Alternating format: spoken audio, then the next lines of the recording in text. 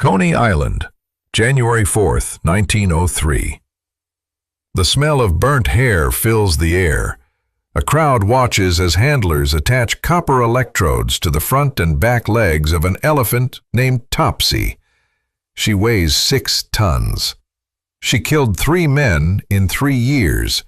Now she's standing on a wooden platform wired to 6,000 volts of alternating current. A man in a dark suit gives the signal. The switch is thrown. Topsy's body stiffens. Smoke rises from her feet. 10 seconds. She collapses. The crowd is silent. Thomas Edison wanted the world to see this. He wanted them to know that alternating current kills. He wanted them to fear his rival's invention. This is Rabbit Hole, Episode 4, Tesla versus Edison. New York City, 1884. A 28-year-old Serbian immigrant steps off a steamship with 4 cents in his pocket. His name is Nikola Tesla. He's tall, thin, obsessive. He can visualize machines in his mind so clearly he can rotate them, test them, improve them without ever touching paper. He has a letter of introduction to the most famous inventor in America. Thomas Edison runs a laboratory in Manhattan. He's already wealthy, already a celebrity. The phonograph made him a household name. Now he's selling something even bigger: electric light. His direct current system is spreading through American cities, block by block. Tesla walks into Edison's lab and shows him designs for a different kind of motor, one that runs on alternating current. Edison looks at the drawings. He laughs. Tesla's ideas are splendid, Edison says later, but they are utterly impractical. Edison hires him anyway. Tesla works through the night, sometimes for days without sleep. He redesigns Edison's generators, makes them more efficient. Edison promises him $50,000 for the work. When Tesla finishes, Edison smiles. Tesla, you don't understand our American humor. He refuses to pay. Tesla quits the next day. 2 years later, Tesla has his own company. He has his own backers. And he has something Edison doesn't: a system that can transmit electricity over long distances without losing power. Alternating current. Edison's direct current can only travel about a mile before it fades. You need a power station every few blocks. But Tesla's AC can flow for hundreds of miles.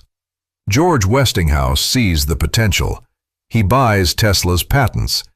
He starts building AC power stations across the country. Edison realizes he's losing. So he changes tactics. He stops talking about efficiency. He starts talking about safety. He hires electricians to travel to schools and town halls. They bring dogs and cats and horses. They wire them to AC generators. They electrocute them in front of crowds. Edison's team invents a new word: Westinghoused. It means killed by alternating current.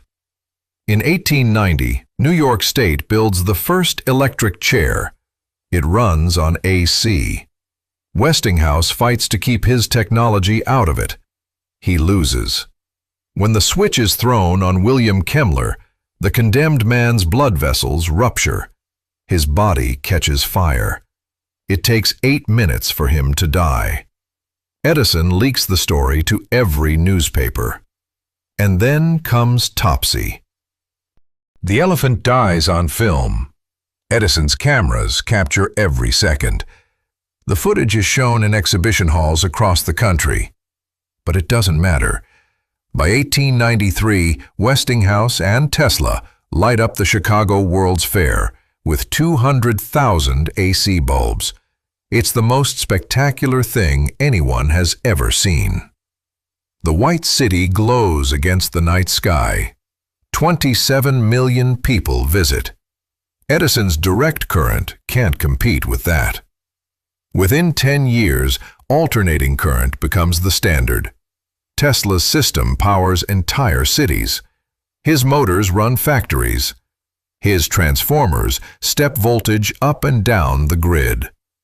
Edison never admits he was wrong. Tesla dies alone in a New York hotel room in 1943. He's 86. He's broke. He spent his final years feeding pigeons in Central Park and writing letters about death rays and wireless energy. His obituaries call him a dreamer. But every time you plug something into a wall, you're using his system. And somewhere in an archive, there's a film of an elephant dying for a war that was already lost. Before you go, let's talk about 2 words from today's episode. The first word is obsessive. I used it when I said, he's tall, thin, obsessive. Obsessive means thinking about something constantly, unable to stop focusing on it. Say it with me. Obsessive. The second word is rupture. I used it when I said, the condemned man's blood vessels rupture. Rupture means to break or burst suddenly, often violently. Say it with me. Rupture. Next time on Rabbit Hole. A woman stands in a garage in California. She's 21 years old. She pricks her finger with a needle.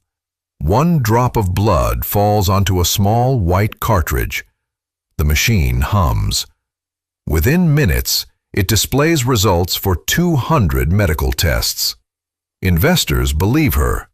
Patients trust her. The company is worth $9 billion. But the machine doesn't work. I'm your host. New episodes every Wednesday and Saturday. Watch out for rabbit holes.